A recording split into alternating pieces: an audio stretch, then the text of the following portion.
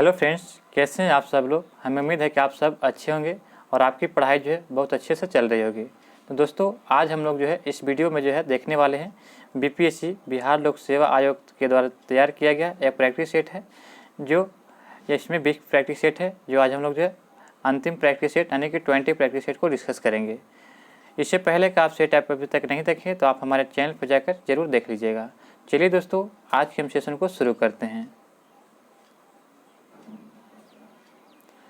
हमारा पहला प्रश्न यह है कि भारतीय रिजर्व बैंक के आधिकारिक प्रतीक में होते हैं। तो भारतीय रिजर्व बैंक के आधिकारिक प्रतीक में क्या होते हैं? तो आपका इसका राइट आंसर हो जाएगा ऑप्शन नंबर बी, खजूर का पेड़ होता है। भारतीय रिजर्व बैंक के आधिकारिक प्रतीक के रूप में खजूर का पेड़ है। ऑप्शन नंबर बी इसका राइट आंसर हो जाएगा। भारतीय रिजर्व बैंक के गवर्नर के रूप में कार्य करने वाले एकमात्र प्रधानमंत्री कौन थे? तो भारतीय रिजर्व बैंक के गवर्नर के रूप में कार्य करने वाले एकमात्र प्रधानमंत्री कौन थे? तो यह आपका हो जाएगा मनमोहन सिंह। ऑप्शन नंबर जो है 20 का राइट आंसर हो जाएगा। मनमोहन सिंह एकमात्र ऐसे प्रधानमंत्री थे जिन्होंने आरबीआई के गवर्नर के रूप में कार्य किया था। तो ये कब कार्य किए थे? तो ये 1982 से 1985 में आरबीआई के गवर्नर रहे थे। 1982 से 85 में ये आरबीआई के गवर्नर रहे थे। अगला प्रश्न है दोस्तों कि किस वर्ष में आरबीआई का राष्ट्रीयकरण किया गया था? तो आरबीआई का जो राष्ट्रीयकरण किया गया था, तो आपका इसका राइट आंसर होगा ऑप्शन नंबर सी, 1949 में जो है आरबीआई का जो है राष्ट्रीयकरण किया गया था। नेक्स्ट प्रश्न है कि पितृसत्तात्मक समाज क्या है? तो पितृसत्तात्मक समाज जो है यह वैसा समाज है जहां पुरुषों का मान महिलाओं से ज़्यादा होता था, उसे जो है पितृसत्तात्मक समाज कहा जाता है। ऑप्शन नंबर 20 का राइट आंसर हो जाएगा। निम्नलिखित में से कौन सी सभ्यता अपने नगर शहर योजना के लिए प्रसिद्ध थी? तो निम्नलिखित में से कौन सी सभ्यता अपने नगर शहर योजना के लिए प्रसिद्ध था? तो आपका इसका राइट आंसर हो जाएगा ऑप्शन नंबर ए, सिंधु घाटी सभ्यता जो थी यह नगर योजना के लिए प्रसिद्ध थी। ऑप्शन नंबर ए इसका राइट आंसर हो जाएगा। ताजमहल को डिजाइन करने वाले वास्तुकार कौन थे? तो ताजमहल को जो डिजाइन करने वाले वास्तुकार थे यह उस्ताद अहमद लाहौरी। ऑप्शन नंबर 20 का राइट आंसर हो जाएगा। ताजमहल को जो है निर्माण यानी कि डिजाइन देने वाले कौन थे? तो उस्ताद अहमद लाहौरी थे। ऑप्शन नंबर 20 का राइट आंसर हो जाएगा। ताजमहल को बनाया था किसने? तो शाहजहां ने। अगला प्रश्न है कि असम राज्य का नाम उस जनजाति पर रखा गया था जिससे उस क्षेत्र को जीता था। यह कबीला कहाँ से आया था? तो यह कबीला जो था यह कहाँ से आया था? तो आपका इसका राइट आंसर हो जाएगा ऑप्शन नंबर 4, श्याम थाईलैंड से। ऑप्शन नंबर 4 इसका राइट आंसर हो जाएगा। श्याम जनजाति के नाम पर भारत के जो है एक राज्य का नाम असम है। यह जाति थाईलैंड के संबंधित है, जो थाईलैंड का प्राचीन नाम श्याम देश था। तो ऑप्शन नंबर 4 इसका राइट आंसर हो जाएगा। रणथंभौर क्या था? तो रणथंभौर जो था यह आपका हो जाएगा रणथंभौर क्या है? तो रणथंभौर का किला एक राजपूत किला है जो रन और थम नामक पहाड़ियों के मध्य स्थित है। तो ऑप्शन नंबर जो है 20 का राइट आंसर होगा। एक राजपूत दुर्ग है। अगला प्रश्न दिया गया है कि अकबरनामा किसने लिखा था? तो अकबरनामा का लेखक कौन है? तो आपका इसका राइट आंसर होगा अबुल फजल। अबुल फजल के द्वारा जो है यह अकबरनामा लिखा गया था। अबुल फजल जो थे ये अकबर के 9 रत्नों में से एक व्यक्ति थे। तो ऑप्शन नंबर जो 30 का राइट आंसर हो जाएगा। मुगल काल का पहला भारतीय हिंदी विद्वान कौन था? तो मुगल काल का पहला भारतीय हिंदी विद्वान कौन था?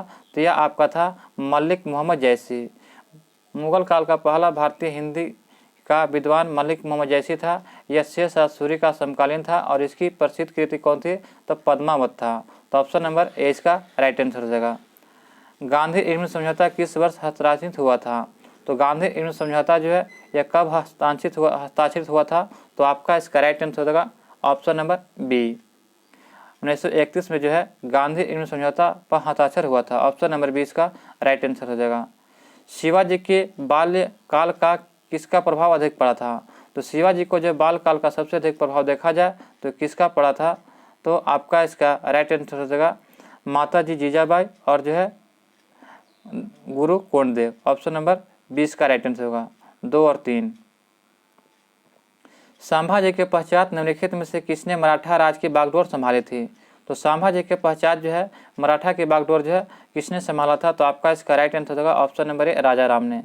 जब संभाजी की मृत्यु 1689 में जो है संभाजी की मृत्यु हुआ था, तो उसके बाद जो शिवाजी का द्वितीय पुत्र राजा राम ने मराठा की बागडोर संभाली थी। तो ऑप्शन नंबर ए इसका राइट आंसर हो जाएगा। मराठा योद्धा शिवाजी के पिता कौन थे? तो मराठा योद्धा शिवाजी के पिता कौन थे? तो आपका इसका राइट आंसर हो जाएगा शाहजी।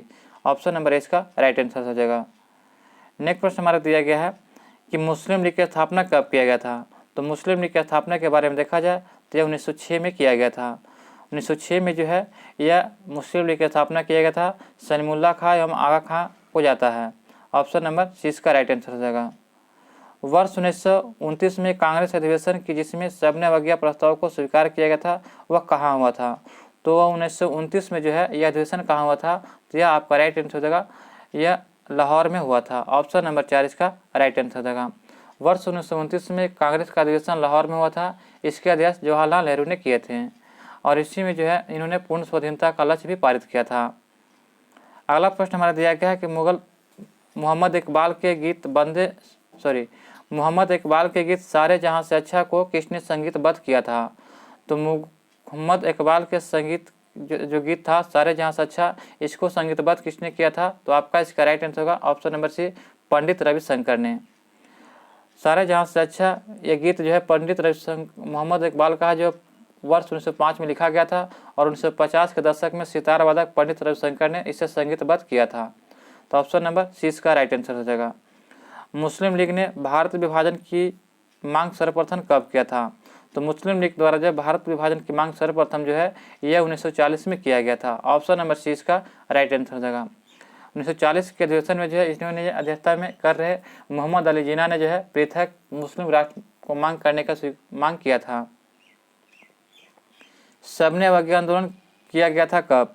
तो सबने अवज्ञा आंदोलन जो है यह आपका है तो कांग्रेस द्वारा पूर्ण स्वराज की घोषणा के बाद किया गया था। ऑप्शन नंबर 4 इसका राइट आंसर हो जाएगा।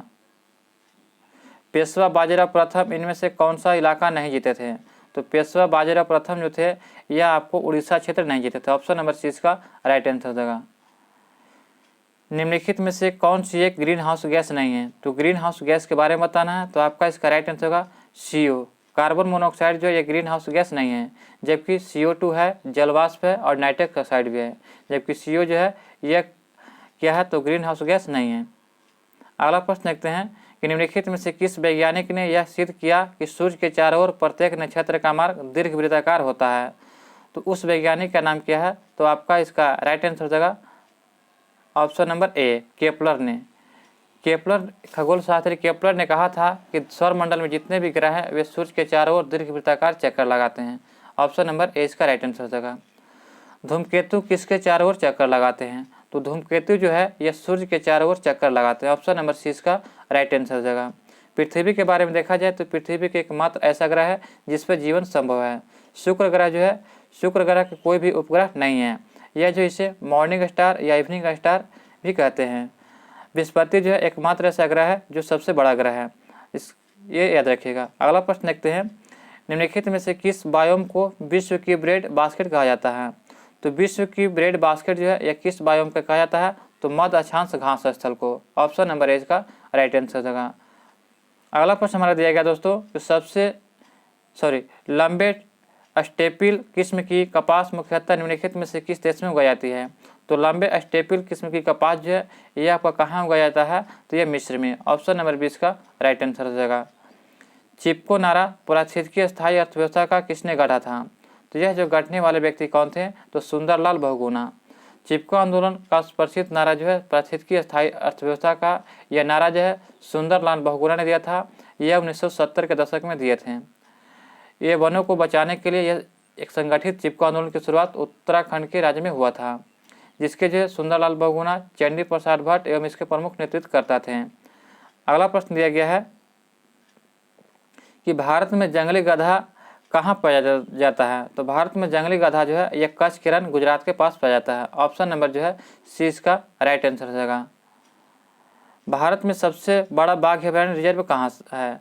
तो भारत में सबसे बड़ा बाघ अभयारण्य रिजर्व कौन सा है? तो आपका इसका राइट आंसर होगा ऑप्शन नंबर ए, नागार्जुन बाघ रिजर्व। ऑप्शन नंबर ए इसका राइट आंसर होगा। जिम कॉर्बेट भारत का सबसे बड़ा बाघ अभयारण्य है, जबकि यह उत्तराखंड राज्य में स्थित है। यह भारत का पहला राष्ट्रीय उद्यान है जिसकी स्थापना 1936 में हुई थी और मानस असम में है। पेंच राष्ट्रीय उद्यान महाराष्ट्र के मध्य में है और नागा जो राष्ट्रीय उद्यान जो आंध्र प्रदेश में है। तो भारत का सबसे बड़ा बाघ अभयारण्य कहेगा तो ऑप्शन नंबर ए हो जाएगा नागार्जुन हो जाएगा। निम्नलिखित में से कौन सी किस्में गेहूं की HY नहीं है, तो आपका इसका राइट आंसर हो जाएगा ऑप्शन नंबर जो है बी रत्ना। रत्ना जो है गेहूं की जो है HIV किस्में नहीं है, जबकि सोनालिका, कल्याण सोना और गिरजा है। भारतीय कृषि में जुताई से अक्टूबर नवंबर तक की अवधि को क्या कहते हैं, तो भारतीय कृषि में जुताई से अक्टूबर नवंबर तक की अवधि को क्या कहते हैं, तो आपका इसका राइट आंसर क्या हो जाएगा, तो ऑप्शन नंबर बी खरीफ मौसम कहते हैं। ऑप्शन नंबर 20 का राइट आंसर हो जाएगा। हरित क्रांति किस वर्ष आरंभ हुआ था, तो हरित क्रांति के बारे में देखा जाए तो यह किस वर्ष आरंभ हुआ था, तो आपका इसका राइट आंसर होगा ऑप्शन नंबर 1960 में। हरित क्रांति का प्रयोग सर्वप्रथम जो अमेरिकी विद्वान डॉक्टर विलियम गॉड ने दिया था और हरित क्रांति 1960 के दशक 1966-77 के आरंभ में हुआ था। अगला प्रश्न हमारा दिया गया है,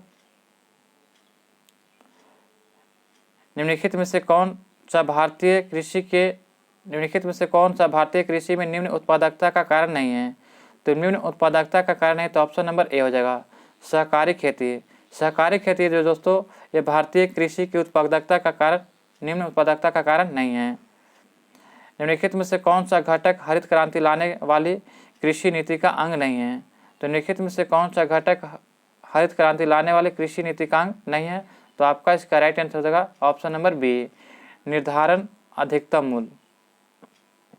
हरित क्रांति सबसे अधिक सफल रही कहाँ, तो हरित क्रांति सबसे अधिक सफल रहा था यह आपका पंजाब, हरियाणा और उत्तर प्रदेश। ऑप्शन नंबर 20 का राइट आंसर हो जाएगा।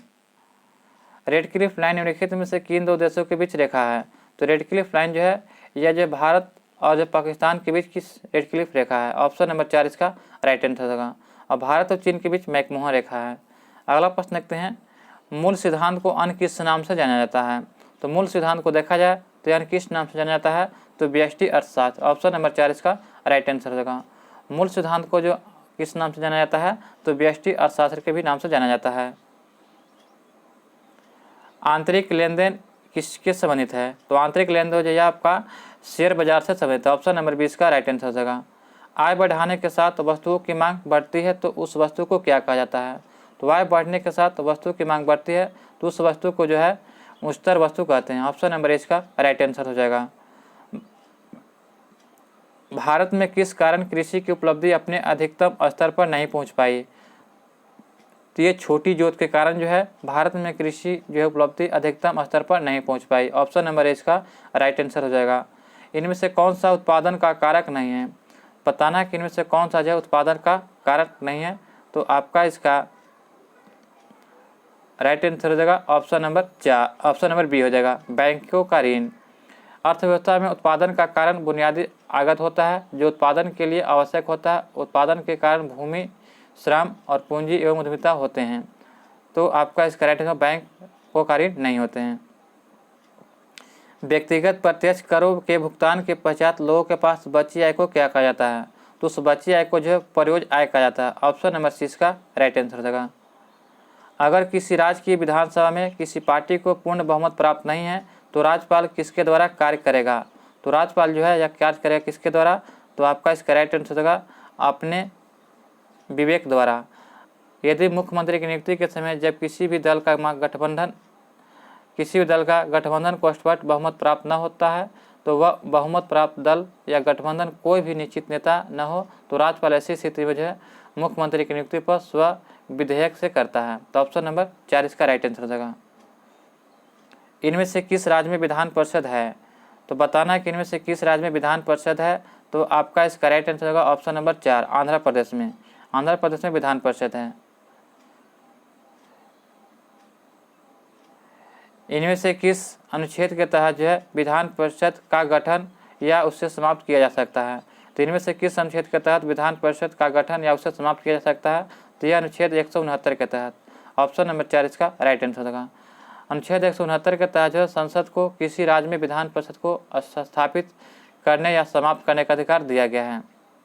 अगला प्रश्न दिया गया है कि संविधान के अनुच्छेद 211 के तहत विधायिका में चर्चा पर प्रतिबंध लगाया गया है, यह किसके अंतर्गत आता है, तो आपका इसका राइट आंसर होगा ऑप्शन नंबर 4 यह राज्य सरकार के अंतर्गत आता है। राज्य विधानसभा के सदस्यों की अधिकतम निर्धारित संख्या कितना होता है, तो राज्य विधानसभा के सदस्यों की अधिकतम निर्धारित संख्या कितना होता है, तो आपका इसका 4 ऑप्शन दिया गया 350, 600, 500 और 750। तो आपका इसका राइट आंसर होगा ऑप्शन नंबर सी 500 होता है। हमारा अगला प्रश्न दिया है कि विधान परिषद में कितने सदस्यों को जो राज्यपाल द्वारा मनोनीत किया जाता है। तो विधान परिषद में जो कितने सदस्यों को जो है राज्यपाल द्वारा मनोनीत किया जाता है, तो यह आपका हो जाएगा option number C. Vidhan Parishad की कुल सदस्य संख्या का 1/6 भाग यह जो है राज्यपाल द्वारा मनोनीत किया जाता है। संविधान के अनुच्छेद 187 के अनुसार राज्य विधानसभा का सचिवालय किसके अधीन आता है। तो संविधान के अनुच्छेद 187 के अनुसार राज्य विधानसभा का सचिवालय यह किसके अधीन आता है। तो आपका इसका राइट आंसर हो जाएगा ऑप्शन नंबर ए, राज्य सरकार के अधीन आता है। नेक्स्ट प्रश्न दिया गया दोस्तों, हमारा अगला प्रश्न है कि निम्नलिखित में से कौन संसदीय सरकार के अतुलनीय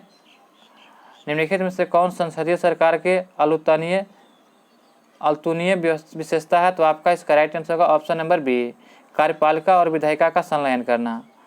अगला प्रश्न हमारा दिया गया है कि लोकतांत्रिक समाजवाद का उद्देश्य क्या होता है। तो लोकतांत्रिक समाजवाद का इसका मुख्य उद्देश्य होता है ऑप्शन नंबर 4, यानी कि लोकतांत्रिक साधनों द्वारा समाजवाद की स्थापना करना। ऑप्शन नंबर 4 इसका राइट आंसर हो जाएगा।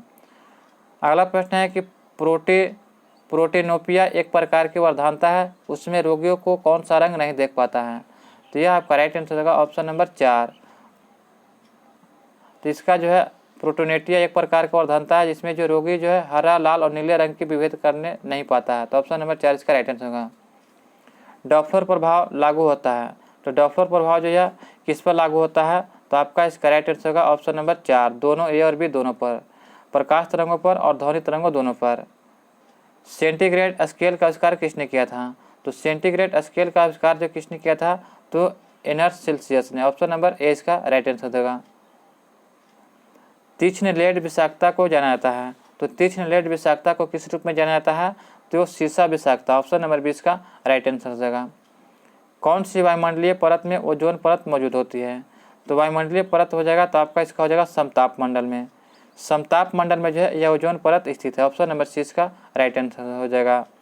पर्यावरण में जो है डैश किसकी उच्च सांद्रता जो होता है अम्ल वर्षा का मुख्य कारण होता है। तो आपका इसका राइट आंसर हो जाएगा ऑप्शन नंबर बी, SO2 और NO2 के कारण जो होता है उच्च सांद्रता के कारण अम्ल वर्षा होता है। ऑप्शन नंबर 20 का राइट आंसर हो जाएगा। हाथी दांत का रूपांतरण किस भाव से होता है। तो हाथी दांत का रूपांतरण दोस्तों यह किस भाव से होता है। तो यह द्वितीयक दंत से। ऑप्शन नंबर 6 का राइट आंसर हो जाएगा। हाथी के कुल देखा जाए तो 26 दांत होते हैं, जिसमें 12 अस्थायी और अग्रचवर्णक 12 और चवर्णक अग्रचवर्णक और 12 अग्रचवर्णक होते हैं और जो है 2 कृंतक होते हैं। तो ऑप्शन नंबर जो है 6 का राइट आंसर हो जाएगा। मानव मस्तिष्क का भार लगभग कितना होता है। तो मानव मस्तिष्क का भार लगभग कितना होता है। तो आपका इसका राइट आंसर क्या हो जाएगा। तो ऑप्शन नंबर जो है 20 का राइट आंसर होगा, यानी कि 1.36 किलोग्राम। ऑयस्टर किस संघ से संबंधित है। तो ऑयस्टर जो है यह आपका किस संघ से संबंधित है। तो ऑप्शन नंबर 4 मोलास्का से संबंधित है। ऑप्शन नंबर 4 इसका राइट आंसर हो जाएगा। निम्न में से किस जंतुओं में शरीर गुहा अनुपस्थित रहता है। तो आपका इसका राइट आंसर क्या हो जाएगा। तो किस जंतुओं में शरीर गुहा अनुपस्थित रहता है। तो यह आपका हो जाएगा एसिलोमेट। एसिलोमेट में जो होता है यह शरीर गुहा अनुपस्थित रहता है। ऑप्शन नंबर 4 इसका राइट आंसर हो जाएगा। फॉरवर्ड ब्लॉक की स्थापना किसने किया था। तो फॉरवर्ड ब्लॉक की स्थापना जो है यह सुभाष चंद्र बोस के द्वारा 1939 में कांग्रेस के त्याग पत्र देने के बाद किए थे। तो ऑप्शन नंबर इसका राइट आंसर हो जाएगा। स्वराज मेरा जन्मसिद्ध अधिकार है और मैं इसे लेकर रहूँगा, यह कथन किससे संबंधित है। तो आपका इसका राइट आंसर होगा ऑप्शन नंबर 4, इनमें से कोई नहीं। स्वराज मेरा जन्मसिद्ध अधिकार है यह किससे संबंधित है। तो यह हो जाएगा आपका लोकमान्य बाल गंगाधर तिलक के कथन है। ऑप्शन नंबर 4 इसका राइट, इनमें से कोई नहीं है। अगला प्रश्न है कि दांडी यात्रा की गई थी। तो दांडी यात्रा जो है कब किया गया था। तो यह किया गया था 1930 में। ऑप्शन नंबर 4 इसका राइट आंसर हो जाएगा। और दांडी यात्रा को 1930 में शुरू किया गया था और इसी को दांडी यात्रा नमक कानून को तोड़कर जो है सबने अवज्ञा आंदोलन शुरू किया गया था। अगला प्रश्न है कि कांग्रेस सोशलिस्ट पार्टी की पहली बैठक कहाँ हुआ था। तो कांग्रेस सोशलिस्ट पार्टी की जो पहली बैठक जो है यह पटना में हुआ था। ऑप्शन नंबर 6 का राइट आंसर हो जाएगा। राष्ट्रीय आंदोलन में निम्न में से किसको नरम दलीय के तौर पर नहीं जाना जाता है। तो राष्ट्रीय आंदोलन में निम्नलिखित में से किसको नरम दलीय के तौर पर नहीं जाना जाता है। तो आपका इसका राइट आंसर होगा ऑप्शन नंबर ए, बाल गंगाधर तिलक। आज़ाद हिंद फौज की स्थापना कहाँ किया गया था? तो आज़ाद हिंद फौज की स्थापना जो है कहाँ किया गया था? तो सिंगापुर में। ऑप्शन नंबर सी इसका राइट आंसर हो जाएगा, सिंगापुर में। अगला प्रश्न हमारा दिया गया है कि 7 दिसंबर 1942 को श्री योगेंद्र शुक्ल कहाँ लाए गए थे? तो 7 दिसंबर 1942 को तो श्री योगेंद्र शुक्ल जो कहाँ लाया गया था? तो पटना में। ऑप्शन नंबर सी इसका राइट आंसर हो जाएगा। अगला प्रश्न हमारा दिया गया है कि भगत सिंह, राजगुरु तथा सुखदेव को कब फांसी दिया गया था? तो भगत सिंह, राजगुरु, सुखदेव को जो है ये लाहौर षड्यंत्र कांड में यह जो 23 मार्च 1931 को फांसी दिया गया था। ऑप्शन नंबर ए इसका राइट आंसर होगा, लाहौर षड्यंत्र में। जनरल डायर की गोली किसने मारा था? तो जनरल डायर की किसने गोली मारकर हत्या किया था? तो आपका इसका राइट आंसर होगा यानी कि उधम सिंह ने। उधम सिंह जो थे ये जनरल डायर को जो है गोली जो है 13 मार्च 1940 को मारे थे, 13 मार्च 1940 को, यह लंदन में। ऑप्शन नंबर 4 इसका राइट आंसर होगा। भारत छोड़ो आंदोलन का नेतृत्व था, तो भारत छोड़ो आंदोलन का नेतृत्व किसने किया था? तो यह हो जाएगा आपका राइट आंसर होगा ऑप्शन नंबर 4, इनमें से कोई नहीं। भारत छोड़ो आंदोलन का प्रस्ताव 8 अगस्त 1942 को मुंबई के ग्वालियर टैंक मैदान में पास किया गया था और 9 अगस्त की सुबह गांधी जी सहित सभी प्रमुख नेताओं को गिरफ्तार कर लिया गया था। इस प्रकार भारत छोड़ो आंदोलन स्वतः स्फूर्त हो गया था तथा जनता ने स्वयं अपने नेतृत्व किया था। तो ऑप्शन नंबर 4 इसका राइट आंसर हो जाएगा। वन संरक्षण अधिनियम किस वर्ष पारित किया गया था? तो वन संरक्षण अधिनियम जो है कब पारित किया गया था? तो आपका इसका राइट आंसर होगा ऑप्शन नंबर सी, 1980 में पारित किया गया था। वन संरक्षण अधिनियम 1980 में पारित किया गया था, ये याद रखिएगा। अगला प्रश्न हमारा दिया गया है कि मॉन्ट्रियल प्रोटोकॉल का मुख्य उद्देश्य क्या था? तो मॉन्ट्रियल प्रोटोकॉल का मुख्य उद्देश्य क्या था? तो ओजोन परत का संरक्षण से बचाना। ऑप्शन नंबर ए इसका राइट आंसर होगा। पर्यावरण संरक्षण अधिनियम किस वर्ष पारित किया गया था? तो पर्यावरण कहेगा तो आपका इसका राइट आंसर क्या हो जाएगा? तो ऑप्शन नंबर जो है बी हो जाएगा, 1986 में। अगर वन संरक्षण कहेगा तो 1980 हो जाएगा, ये याद रखिएगा। अगला प्रश्न है कि निम्नलिखित में से कौन सा सतत विकास लक्ष्य सभी के लिए जल और स्वच्छता की उपलब्धता और सतत प्रबंधन सुनिश्चित करता है? तो यह आपका कहता है SDG 6। ऑप्शन नंबर 6 का राइट आंसर हो जाएगा। रामसर अभिसमय किससे संबंधित है? तो रामसर अभिसमय किससे संबंधित है? तो आपका इसका राइट आंसर हो जाएगा ऑप्शन नंबर जो है 4 इसका राइट आंसर होगा, आर्द्रभूमि संरक्षण से। आर्द्रभूमि संरक्षण से जो है यह रामसर शहर संबंधित है। 1971 में जो ईरान के जो है रामसर शहर में रामसर सम्मेलन किया गया था, इस पर हस्ताक्षर किया गया था। यह आर्द्रभूमि के संरक्षण और टिकाऊ उपयोग के लिए एक अंतर्राष्ट्रीय संधि है। तो ऑप्शन नंबर 4 इसका राइट आंसर हो जाएगा। पारिस्थितिकी तंत्र के पादपों व प्राणियों के पारिस्थितिकी संबंधों का आधार क्या है? तो इसका जो आधार आपका हो जाएगा पोषण संबंधी। पारिस्थितिकी तंत्र के पादपों और प्राणियों के पारस्परिक संबंधों का आधार क्या है? तो पोषण संबंध है। प्रकाशीय ऊर्जा को रासायनिक ऊर्जा में कौन बदलता है? तो प्रकाशीय ऊर्जा को रासायनिक ऊर्जा में जो कौन बदलता है? तो हरे पौधे। ऑप्शन नंबर 4 इसका राइट आंसर हो जाएगा। शीतकालीन धुंध के मुख्य प्रणेता कौन है? तो शीतकालीन धुंध के प्रमुख प्रणेता कौन है? तो यह हो जाएगा NOx। ऑप्शन नंबर 20 का राइट होगा, यानी कि NOx और हाइड्रोकार्बन। ऑप्शन नंबर बी इसका राइट आंसर हो जाएगा।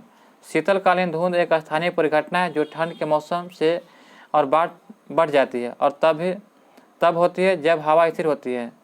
ऑप्शन नंबर 20 का राइट आंसर हो जाएगा। उस स्थान को क्या कहते हैं जहां सामान्यतः एक विशेष प्रकार के जंतु पाए जाते हैं या विशेष प्रकार के पौधे उगते हैं? तो उस स्थान को कहा जाता है ऑप्शन नंबर ए, प्राकृतिक आवास कहा जाता है। निम्नलिखित में से कौन एक समतापी प्राणी है? तो समतापी प्राणी कौन सा हो जाएगा? तो ये हो जाएगा कबूतर। कबूतर जो है एक समतापी प्राणी है। ऑप्शन नंबर जो है ये इसका राइट आंसर हो जाएगा। केबुल लामजाओ राष्ट्रीय उद्यान किस झील पर स्थित है? तो केबुल लामजाओ राष्ट्रीय उद्यान जो है मणिपुर के लोकटक झील में। ऑप्शन नंबर जो है 4 इसका राइट आंसर हो जाएगा। मीथेन के बाद बायोगैस का मुख्य घटक इनमें से कौन होता है? तो मीथेन के बाद बायोगैस का मुख्य घटक कौन सा हो जाएगा? तो आपका इसका राइट आंसर होगा ऑप्शन नंबर ए हो जाएगा, CO2। कार्बन डाइऑक्साइड जो होता है यह मीथेन के बाद द्वितीय बायोगैस घटक। ऑप्शन नंबर ए इसका राइट आंसर हो जाएगा। निम्नलिखित में से किसको जो है वायुमंडल में द्वितीय का प्रदूषक के रूप में जाना जाता है? तो द्वितीय प्रदूषक के रूप में किसे जाना जाता है? तो आपका इसका राइट आंसर होगा ऑप्शन नंबर ए, ओजोन। निम्नलिखित में से किसको जो है वायुमंडल में द्वितीय प्रदूषक के रूप में जाना जाता है? तो एक प्राथमिक प्रदूषक एक ऐसी चीज़ है जो किसी स्रोत से सीधे उत्सर्जित होती है, जबकि द्वितीय प्रदूषक तब होता है जब प्राथमिक प्रदूषक वायुमंडल में प्रतिक्रिया करते हैं। तो ओजोन जो है द्वितीय प्रदूषक का उदाहरण है। ऑप्शन नंबर ए इसका राइट आंसर हो जाएगा। खाद्य श्रृंखला शुरू होती है कहाँ से? तो खाद्य श्रृंखला जो शुरू कहाँ से होती है, तो यह आपका राइट आंसर हो जाएगा ऑप्शन नंबर सी, प्रकाश संश्लेषण से। एक पारिस्थितिकी तंत्र में ऊर्जा का प्रवाह होता है, तो एक पारिस्थितिकी तंत्र में ऊर्जा का प्रवाह होता है एक दिशीय में। ऑप्शन नंबर सी इसका राइट आंसर हो जाएगा। हरे पौधों को पारिस्थितिकी को क्या कहते हैं? तो हरे पौधों के पारिस्थितिकी को जो है यह उपभोक्ता कहा जाता है। ऑप्शन नंबर सी इसका राइट आंसर हो जाएगा। तृतीय उपभोक्ता कौन होते हैं? तो तृतीय उपभोक्ता किसको कहते हैं? तो बाज को। ऑप्शन नंबर 4 इसका राइट आंसर हो जाएगा। तृतीय उपभोक्ता मांसाहारी शिकारी होते हैं, जो हालांकि वे सर्वाहारी भी हो सकते हैं। ऐसे जानवर जो मांस और पौधे दोनों को सामग्री पर भोजन करते हैं, वे कभी कभी अलग अलग जानवरों और यहाँ तक कि पौधे को भी खा सकते हैं। ये तृतीय उपभोक्ता के कुछ उदाहरण हैं, जैसे शिकारी, बड़ी बिल्लियाँ और लोमड़ियाँ और बाज। यहाँ पे इसका राइट आंसर हो जाएगा। प्रकृति का सफाई कर्मी किसे कहा जाता है? तो प्रकृति का सफाई कर्मी जो है यह गिद्ध को कहा जाता है। ऑप्शन नंबर 20 का राइट आंसर हो जाएगा। बैक्टीरिया किस श्रेणी में सम्मिलित होता है? तो बैक्टीरिया जो है यह आपका किस श्रेणी में सम्मिलित होता है? तो यह अपघटन होता है। ऑप्शन नंबर 20 का राइट आंसर हो जाएगा। सभी बैक्टीरिया जो होता है मुनेरा जगत के अंतर्गत आते हैं। ये सभी सूक्ष्म जीवों में सर्वाधिक संख्या में होते हैं और ये लगभग सभी स्थानों पर पाए जाते हैं। तो ऑप्शन नंबर 20 का राइट आंसर हो जाएगा। आज का अंतिम प्रश्न है दोस्तों कि पारिस्थितिकी तंत्र में विभिन्न रासायनिक तत्वों का प्रवाह कैसे होता है? तो पारिस्थितिकी तंत्र में विभिन्न रासायनिक तत्वों का प्रवाह जो है ये कैसे होता है? तो यह चक्रीय द्वारा होता है। ऑप्शन नंबर सी इसका राइट आंसर हो जाएगा। एक जैव भू रासायनिक चक्र एक मार्ग है जिसके द्वारा एक रासायनिक पदार्थ पृथ्वी के जीव मंडल और स्थल मंडल और जल मंडल घटकों से होकर गुजरता है। इस प्रकार के चक्र में तत्वों का निर्जीव से सजीव वापस निर्जीव की ओर प्रवाह जैसे भू रासायनिक चक्र कहलाता है। ऑप्शन नंबर सी इसका राइट आंसर हो जाएगा। दोस्तों यहाँ पे जो है आपका यह सेट समाप्त होता है। इसमें सभी मैंने जितने भी 20 सेट थे मैंने सभी को डिस्कस करा दिया। आशा है कि आपको यह सेट पसंद आया होगा। अभी तक हमारे चैनल पर नए हैं तो चैनल को सब्सक्राइब करना ना भूलें और बेल आइकन नोटिफिकेशन को ऑन कर लें और वीडियो को दोस्तों ज़्यादा से ज़्यादा ग्रुप में शेयर करें। मिलते हैं दोस्तों नए सेट में नए प्रश्नों के साथ। तब तक के लिए जय हिंद, जय भारत।